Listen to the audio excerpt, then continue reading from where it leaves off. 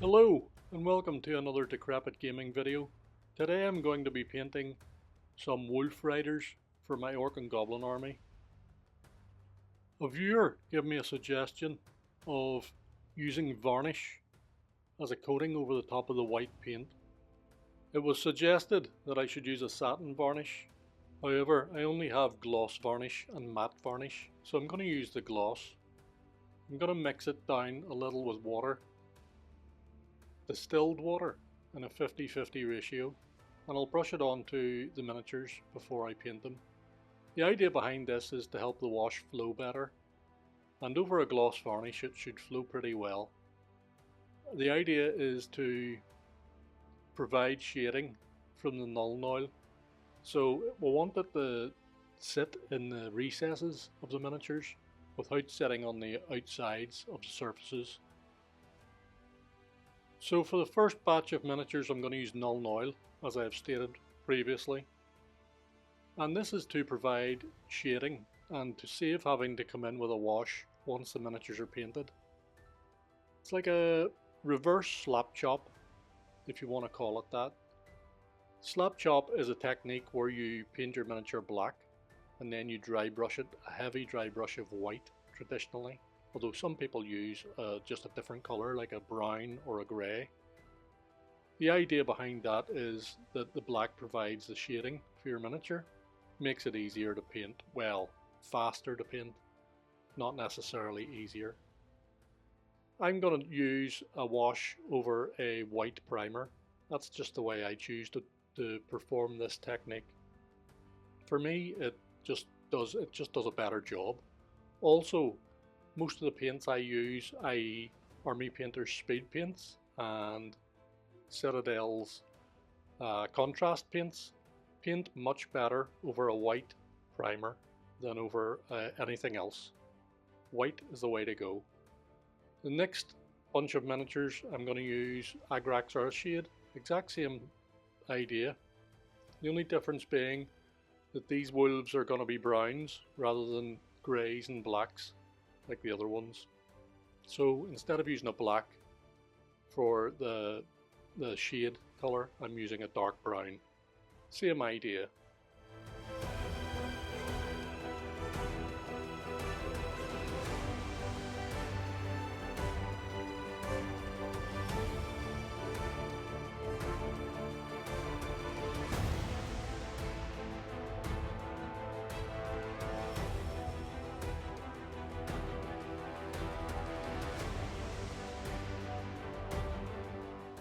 Next up, I'm going to use white to dry brush over the top of all the miniatures that I've painted so far with the washes. Obviously, let the washes dry. It will take some time, but it'll take slightly less time because you've used slightly less wash. That's one benefit of using the gloss varnish. You will use slightly less wash to achieve the same effect. But as you can see here, I'm just dry brushing these miniatures now, picking out the raised areas, because the paints that I use, as I stated before, are designed to paint over a white prime, not over any other colour. They're designed to paint over a white prime.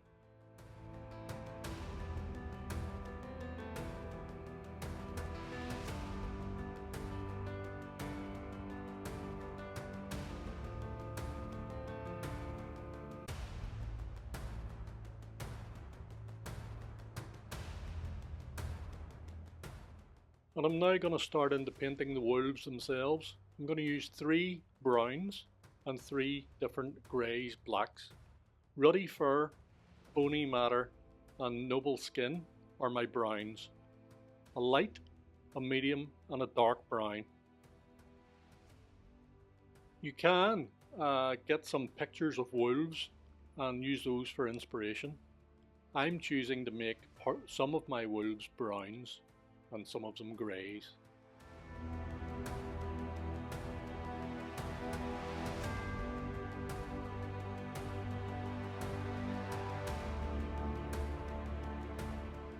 So I've got 3 different browns on my palette, and I'm now going to add some speed paint medium. The reason for that is twofold. It's one, to help them flow better, on the fur of the wolves, and secondly, to keep them wetter for longer.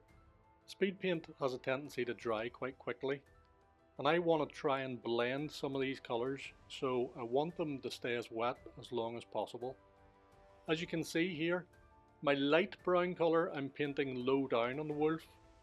I'll come in then with the medium brown and paint roughly halfway up on the wolf, and then the top of the wolf will get done with the darkest colour. And that's really just because that's how I, in my mind's eye, see a wolf. Dark on top, lighter on the bottom. Of course, there are many wolves in reality that are many different shades of these colours. Some of them have white patches, some of them have black patches. This is just the way I'm choosing to paint my wolves. See how they turn out, see if I like this technique or not. I've never used speed paints to paint like this before, so this is kind of experimental. But at the same time, these guys are going to be battle ready in one painting session. That's the idea here. This video unfortunately is going to be a bit longer than my other ones. Unfortunately for you guys, because well, I'm hoping that you watch it. I'm hoping it's interesting enough for you to watch. But the idea anyway here is to paint an entire unit. So I'm painting 10 models, 10 wolves, 10 riders in one session.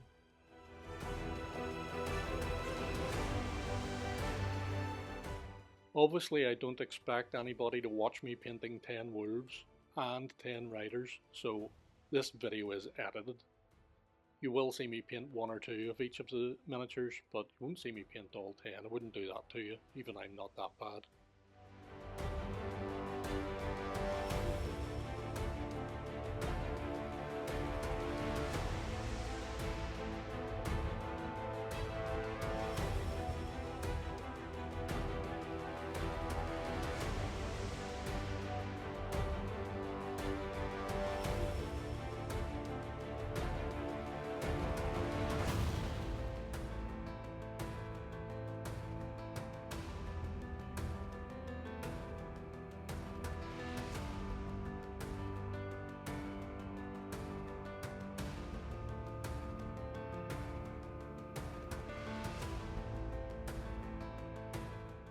So in the name of diversity and the fact that I want my miniatures to look slightly different to each other, I'm adding some Pallid Bone here, and the Pallid Bone is to make a couple of these wolves quite pale brown rather than a darker brown.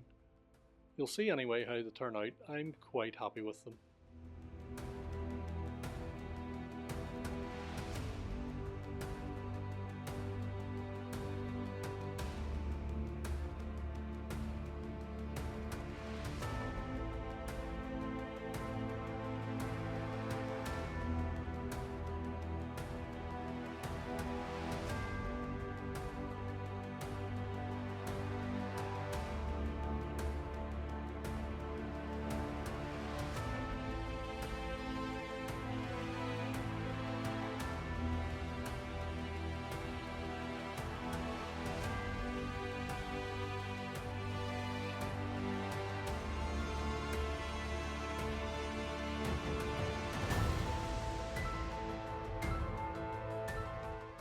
So I'm on to my grey wolves now, and the first colour I'm going to use is Ashen Stone. So I'll put some of that in my palette. Next up will be Occultist Cloak. And again I'm going to put some of that in my palette, just as I did with the browns. And lastly I'm going to use some Grim Black, and it'll be used pretty sparingly because it is black, as it says. Again, to these three colours I'm going to add a drop of Speed Paint Medium, and again that is to help with the flow and help with the dry time and help me improve my chances of blending these colours. Blending whilst painting, like wet blending. It's a technique that is very common amongst so-called professional painters. I'm not a professional painter, I'm a guy who likes to play war games, so the idea for me is to get these painted as quickly as possible without them being insultingly bad on the battlefield.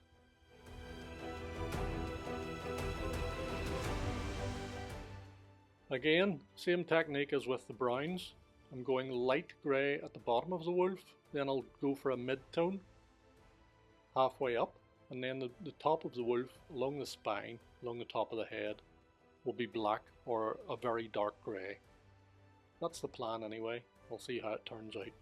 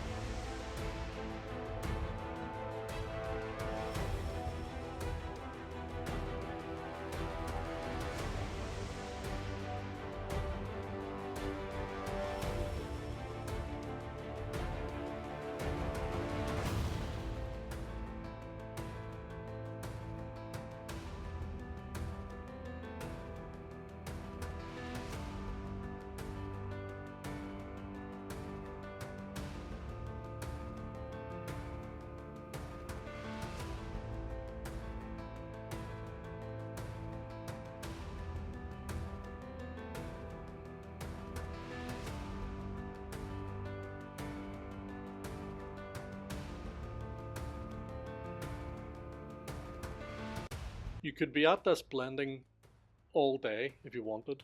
You can go back and forward with lighter and darker greys until you're happy. I would advise that you just find something that's acceptable to you and leave it be.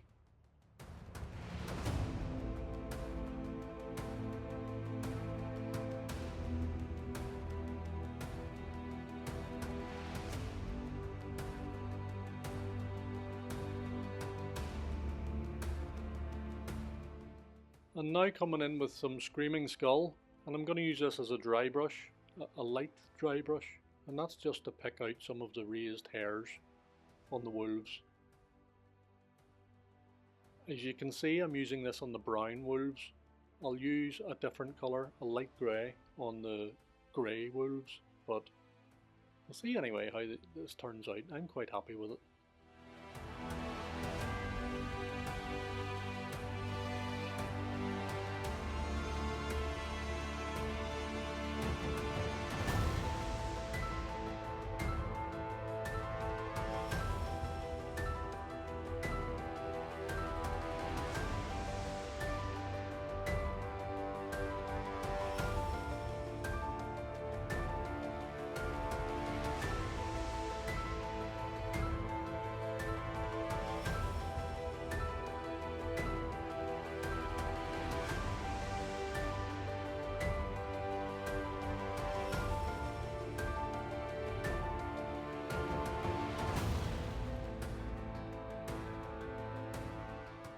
And next up, I'm going on to the grey wolves, and I'm going to use a light grey. I'm using Astronomicon Grey, which is an old foundation paint from Citadel. Again, you probably won't have access to this colour, but you don't need to. Just any light grey will do the trick. And again, we're going for a light dry brush here, so you'll see I'm taking the vast majority of the paint back off this dry brush, and it's just a matter of flicking over the model and getting it to look how you want it to look. I want these grey wolves to be like old aged grey wolves, veterans. It's not their fault they have imbeciles on top of them, but you know, they're still wolves at the end of the day. So if the rider messes about too much, the wolf can just eat him. That's what I would do anyway if I was a wolf with a goblin on top of me.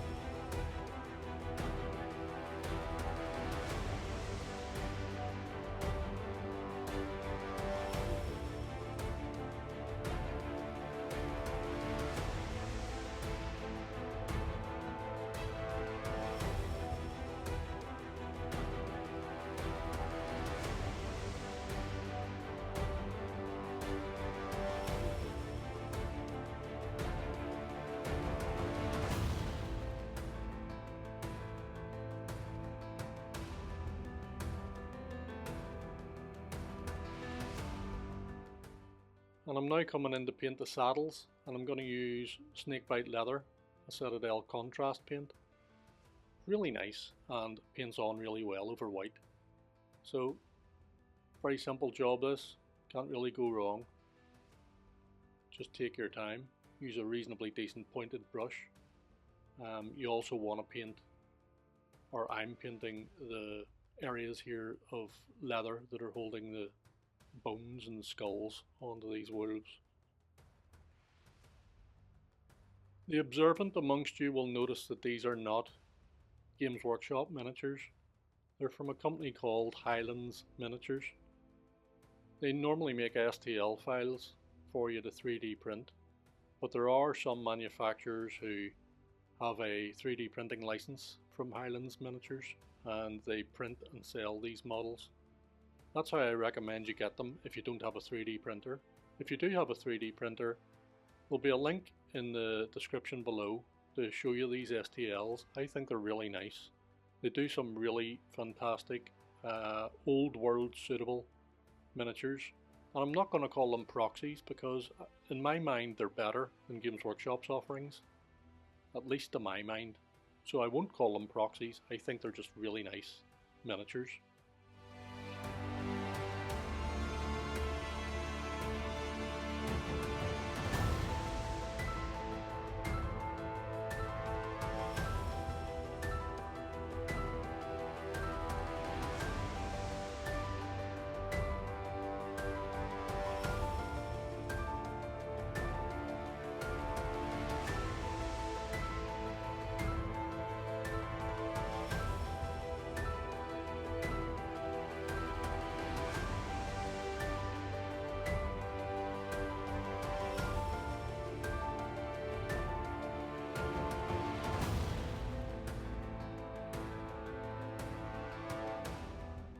And now for the little bit of fur around the back of the saddle. You can see it here in the picture, it's white. I'm going to touch it with Reikland Fleshshade, which is a Citadel wash.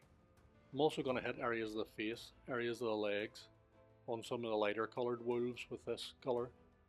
And it's just to provide a little shading, because some of the raised areas I may have dry brushed a little too much. You really don't have to do this step, it's just I choose to do it.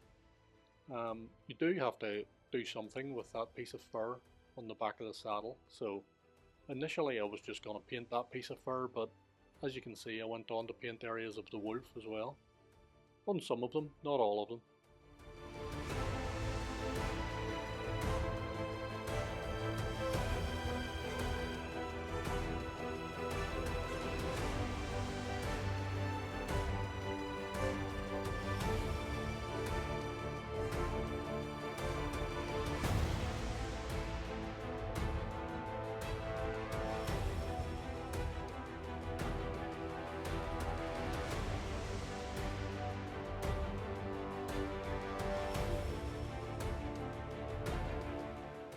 And just like the brown wolves got Reikland Fleshshade, the darker wolves, the greys and the black wolves are getting Nuln Oil.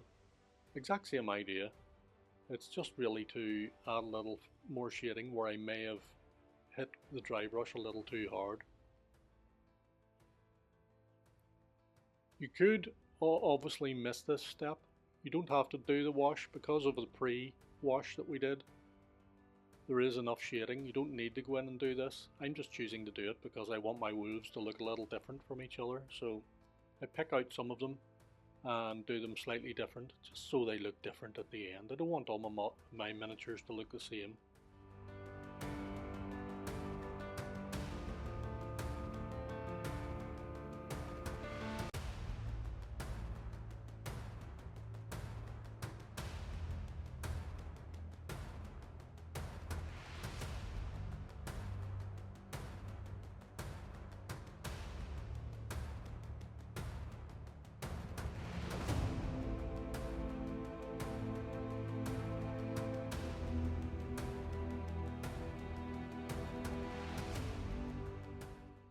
And I'm now on to starting to do something with the white bases.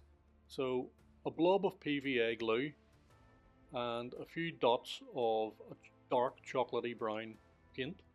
just to mix up a gluey browny colour, and I'll paint that onto the bases before scattering some scenic material, a grit, a heavier grit and a lighter sand, and this is just to provide me a surface where it just looks better. It looks like earth, churned up earth, rather than just a flat brown paint.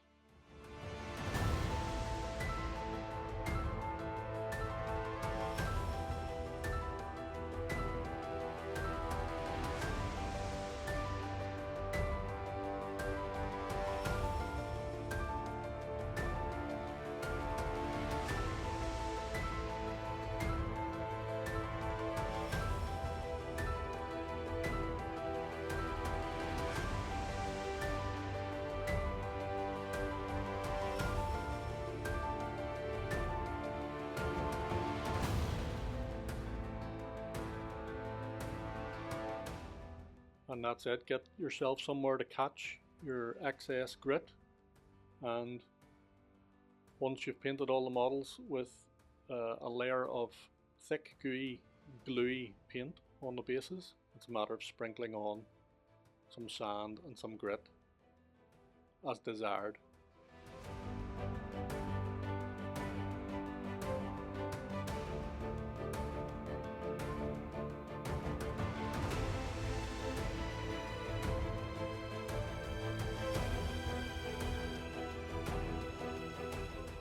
And I'm now on to painting the riders. As you can see, they've all been primed and they've all been washed with Nuln Oil. I'm going to paint all their flesh tones with Ghillie Dew, which I think is a really nice colour for goblins. It's my colour of choice for goblins. So that's what I'm going to use. I recommend you use whichever colour you like for goblins.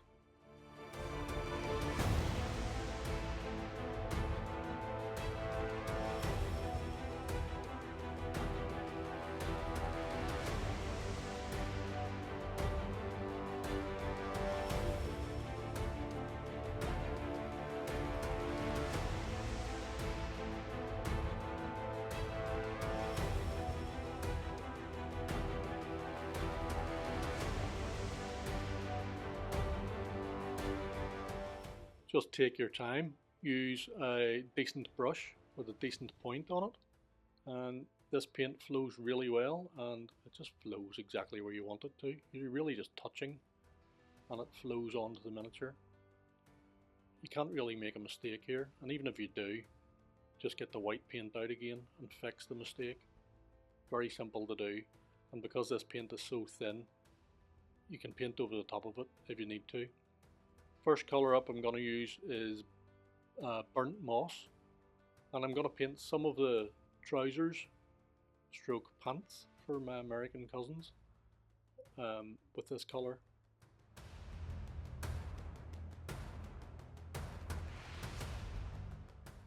I don't want them to be too uniformed, so I'll hit about half of them with this colour, and then I'll choose another colour for the other half.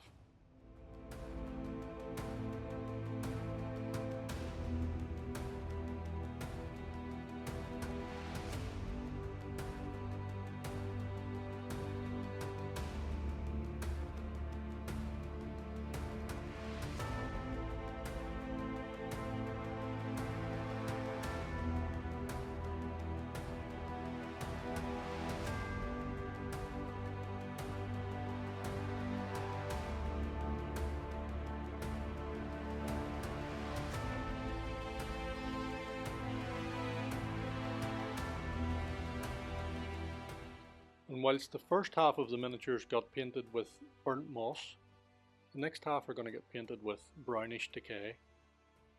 And obviously that's to mix them both up. Some of them have green trousers stroke pants, and some of them have brown.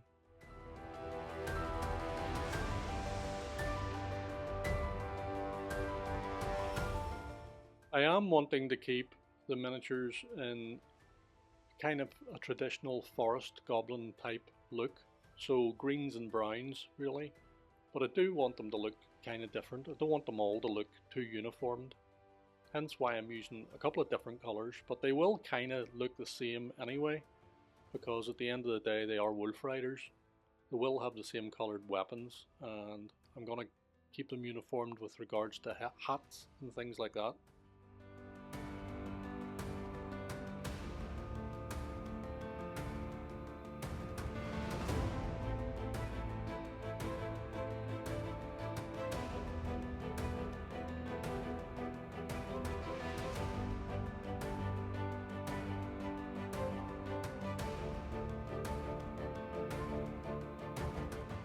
And again, in keeping with the theme, the fact that they're forest goblins, or I consider them to be forest goblins, mostly they're going to be brown. So I'm painting their armour brown and not metal. At the end of the day, they're goblins. They don't have nice, heavy metal armour. They have brown bits of leather, bits of cloth hanging off them. That's just the way I see them.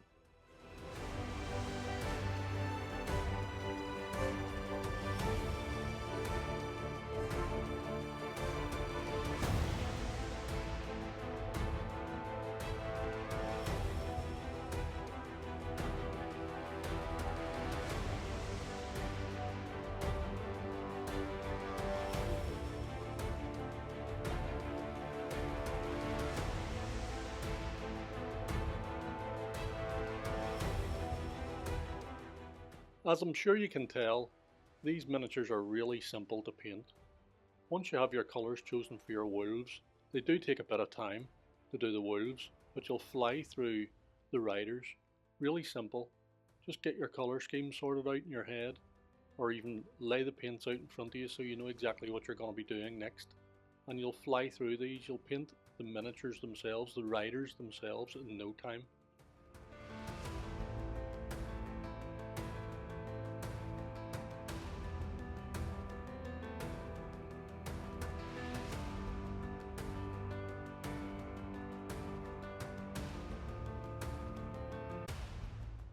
And now for another one of my favourite Army Painter Speedpaints colours, Murder Scene. And I'm going to paint the tops of their hats with this colour, and that's just to make them a little bit uniformed. Gives them that belonging in the same unit type look.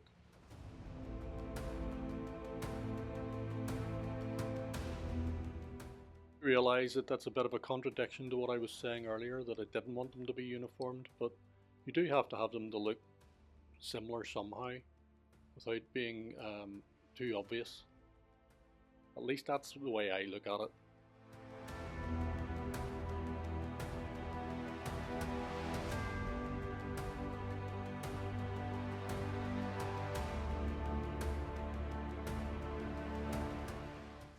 And the next colour up is going to be Slaughter Red, and I'm going to use that to paint their weapons, and I'm going to use it to paint the shaft of the spear on the back of the leader. I'm going to use it to paint the banner pole, and I'm going to use it to paint their like feathers on top of their helmets.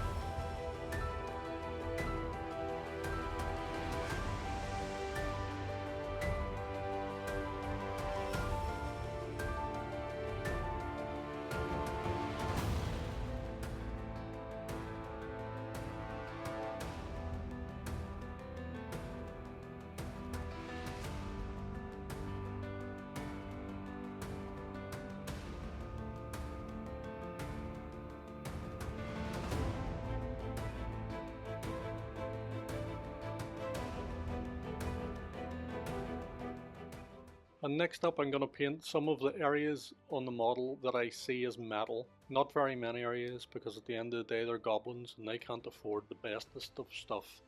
So the little flaps on the side of their helmet I've decided to paint in metal, just to give them a little bit of metal on the miniature. I'll also paint the horns on top of some of the helmets with this colour. But other than that, they've mostly been browns and greens with a little bit of red.